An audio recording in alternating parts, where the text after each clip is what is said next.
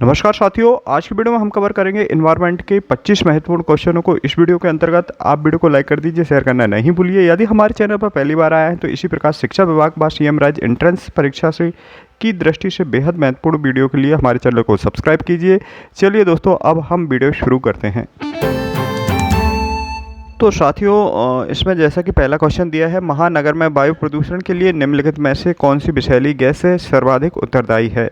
Carbon monoxide, chlorofluorocarbon, methane, sulphur dioxide. तो महानगरों में वायु प्रदूषण के लिए सबसे विषैली गैस जो है वह है कार्बन मोनोऑक्साइड। तो इसका राइट आंसर है ए। अम्लीय वर्षा के लिए निम्नलिखित में से कौन सी गैस सर्वाधिक उत्तरदायी है? तो इसका सही जवाब है सल्फर डाइऑक्साइड, SO2 सबसे अधिक उत्तरदायी है। और नेक्स्ट अगला क्वेश्चन दिया है, सूर्य की पराबैंगनी किरणों का दुष्परिणाम है। सूर्य की पराबैंगनी किरणों का दुष्परिणाम क्या है? मनुष्य में कैंसर, चमड़ी में जलन, शिशु में विकृति, उपर्युक्त सभी। तो ये सूर्य की जो UV किरणें हैं, पराबैंगनी किरणें हैं, उनसे स्किन संबंधी कैंसर, चमड़ी में जलन, शिशु विकृतियाँ, ये सभी उत्पन्न हो जाती हैं। तो इसका राइट आंसर है 3 का डी। नेक्स्ट अगले क्वेश्चन की ओर बढ़ते हैं। निम्नलिखित में से कौन सा पर्यावरणीय संकट का महत्वपूर्ण कारक नहीं है? तो इसका सही जवाब है औद्योगिकरण, नगरीकरण, प्रौद्योगिकरण विकास, ग्रामीण विकास। तो ये ग्रामीण विकास इसका। अगला प्रश्न दिया है, जनसंख्या विस्फोट में मुक्ति का सबसे कारगर उपाय है। जनसंख्या विस्फोट में मुक्ति का सबसे कारगर उपाय क्या है? इसमें जनसंख्या विस्फोट की मुक्ति से तो औद्योगिक उत्पादन में वृद्धि, जन्म दर पर नियंत्रण, व्यापार में वृद्धि और कृषि उत्पादन में वृद्धि। तो इसका सही जवाब है जन्म दर पर नियंत्रण। नेक्स्ट अगले क्वेश्चन की ओर बढ़ते हैं। जैसा कि दिया गया है, निम्नलिखित में से अधिकांश किस श्रेणी के देश जनसंख्या विस्फोट की अवस्था से गुजर रहे हैं? तो विकासशील देश, औद्योगिक देश, उच्च नगरीकृत देश या विकसित देश। तो इसका सही जवाब है विकासशील देशों जो हैं अधिकतर वह इस स्थिति से गुजर रहे हैं जनसंख्या विस्फोट की अवस्था से। जैसे कि इसमें चीन, भारत मुख्य हैं।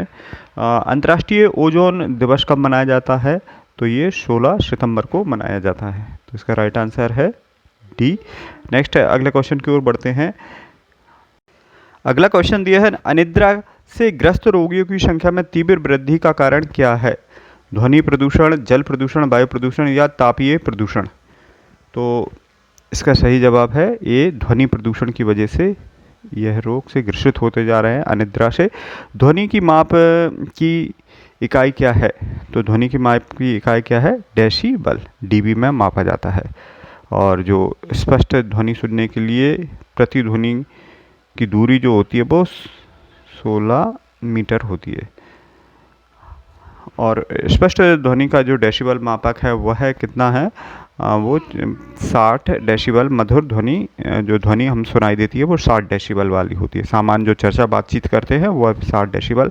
अगला क्वेश्चन दिया है, हरित गृह प्रभाव का नाम दिया। हरित गृह प्रभाव का नाम दिया था किसने? टेलर ने, टेंसले ने, फोरियर ने या हैंसन। तो इसका सही जवाब है फोरियर ने इसे दिया था। नेक्स्ट अगले क्वेश्चन की ओर, जल प्रदूषण अधिनियम पारित किया गया। जल प्रदूषण अधिनियम पारित कब किया गया था?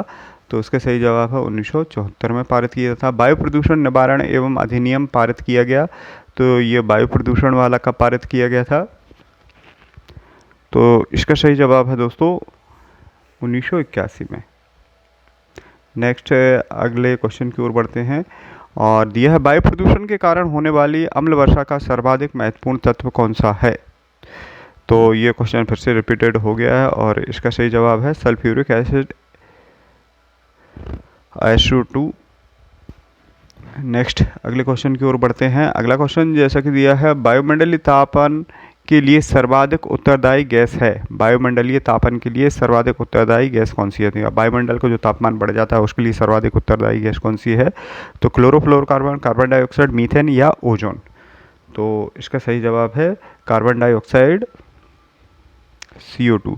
दोस्तों इसका कारण ये रहता है सूर्य से आने वाली हानिकारक किरणें, जब सूर्य से जो किरणें आती हैं और वो पृथ्वी पर आ करके और वापस जाती हैं, लेकिन कार्बन डाइऑक्साइड CO2 की एक लेयर हमारे पर्यावरण में के कुछ भाग पर छाई रहती है, इससे यह उसे वापस रिफ्लेक्ट कर देती है और ये पुनः फिर से वापस आती हैं और इस वजह से ये पृथ्वी के आसपास का क्षेत्र गर्म बना रहता है। तो इसकी मुख्य जो गैस कौन सी रहती है, कार्बन डाइऑक्साइड है, यानी जो CO2 का सघन आवरण को भेद नहीं पाती है, इसलिए वापस हीट फिर से आ जाती है। तो इसका राइट आंसर बी। नेक्स्ट अगले क्वेश्चन की ओर बढ़ते हैं। डाप्सन वायुमंडलीय डाप्सन है, डाप्सन क्या है? ये बहुत महत्वपूर्ण क्वेश्चन है, ये पूछा भी जाता है और इसका सही जवाब है दोस्तों डी। ओजोन की सांद्रता की इकाई मापी जाती है इकाई में, डाप्सन में। तो इसका राइट आंसर डी। नेक्स्ट, वायुमंडल में निम्नलिखित में से किसी गैस का प्रतिशत 0.5 से अधिक नहीं है? तो ऑक्सीजन 21% है, नाइट्रोजन जो कि 78% है, ऑर्गन, और कार्बन डाइऑक्साइड 0.03 तो ऑर्गन होगा। इसका राइट आंसर देखते हैं। इसका दोस्तों 16 का दिया है इसमें आंसर, कार्बन डाइऑक्साइड। तो 0.5 तो ऑर्गन का होता है, लेकिन इसमें 0.5 से अधिक नहीं है ये पूछा गया है, तो इसका सही जवाब है कार्बन डाइऑक्साइड, क्योंकि इसका होता है 0.03। अगले क्वेश्चन की ओर बढ़ते हैं। और निम्नलिखित में से कौन सा रोग नाभिकीय प्रदूषण का परिणाम नहीं है? पीलिया, कैंसर, चर्म रोग, जन्मजात विकलांगता। तो नाभिकीय प्रदूषण का परिणाम नहीं है, यानी इस घटना का ये परिणाम नहीं है, तो वो कौन सा है? पीलिया। तो इसका सही जवाब है दोस्तों 17 का ए, पीलिया। ये जीवाणु द्वारा होने वाला रोग है। नेक्स्ट, निम्नलिखित में से कौन सी गैस ओजोन परत क्षरण के लिए सर्वाधिक उत्तरदायी है? तो क्लोरोफ्लोरोकार्बन है, CFC गैस, जो कि सूर्य से आने वाली हानिकारक किरणों को कौन ओजोन परत रोकती है? तो इसे उसमें ओजोन परत में जो छिद्र हो गए हैं वो किस गैस से हो गए हैं? CFC, जो कि फ्रिज, AC वगैरह रेफ्रिजरेटर से निकलती है। तो इसका राइट आंसर है दोस्तों सी। भारत में सांख्यिकी से प्रभावित भूगर्भ जल सर्वाधिक विस्तृत क्षेत्र में पाया जाता है। तो ये कहाँ पर पाया जाता है इस प्रकार का जल, भूगर्भीय जल सांख्यिकी से प्रभावित? तो पश्चिम बंगाल, गुजरात, पंजाब और उत्तर प्रदेश में। तो इसका सही आंसर है दोस्तों पश्चिम बंगाल में इस प्रकार का जल पाया जाता है। अंटार्कटिका के ऊपर ओजोन छिद्र का पता सर्वप्रथम किस विद्वान ने लगाया था? तो अंटार्कटिका पर जो ओजोन में छिद्र हो गए हैं, ओजोन गैस की जो परत छाई रहती है, तो वो किसने लगाया था सबसे पहले पता है इसका? तो इसका राइट आंसर है दोस्तों फारमन। आपको ध्यान रखना है फारमन। और ओजोन गैस की जो परत पाई जाती है वो समताप मंडल में पाई जाती है, स्ट्रेटोस्फीयर में। नेक्स्ट अगला दिया है क्वेश्चन, निम्नलिखित में से कौन एक भूमि प्रदूषण के लिए महत्वपूर्ण कारक नहीं है? भूमि प्रदूषण के लिए महत्वपूर्ण कारक नहीं है। कीटनाशकों का प्रयोग, रासायनिक उर्वरकों का प्रयोग, मृदा अपरदन या नगरीय अपशिष्ट का जमाव। तो भूमि प्रदूषण के लिए नहीं है। तो इसका जो सही जवाब है 21 का मृदा अपरदन, ये वनों के द्वारा होता है। नेक्स्ट है रेड नामक इकाई किसकी माप की जाती है? भूकंप की, रेडियोधर्मिता, सामुद्रिक लवणता या इनमें से कोई नहीं? तो रेड नामक जो इकाई है जो इसका सही जवाब है सी, रेडियोधर्मी प्रदूषण की नामक इकाई को क्या कहा जाता है? रेड कहा जाता है। हरित गृह प्रभाव वाली सबसे महत्वपूर्ण गैस है, हरित गृह प्रभाव वाली सबसे महत्वपूर्ण गैस कौन सी है? ग्रीन हाउस प्रभाव। तो वो कार्बन डाइऑक्साइड है, जिसका मैंने अभी उदाहरण भी बताया था, ग्रीन हाउस प्रभाव। और इसका राइट आंसर है, ये बहुत महत्वपूर्ण क्वेश्चन, बहुत पूछा भी जाता है 7th क्लास में, शायद इसका एक चैप्टर भी है। अगला दिया, भारत में जैव विविधता अधिनियम संसद में कब पारित किया गया? तो इसका सही जवाब है दोस्तों, भारत में जैव विविधता अधिनियम संसद में कब पारित किया गया था?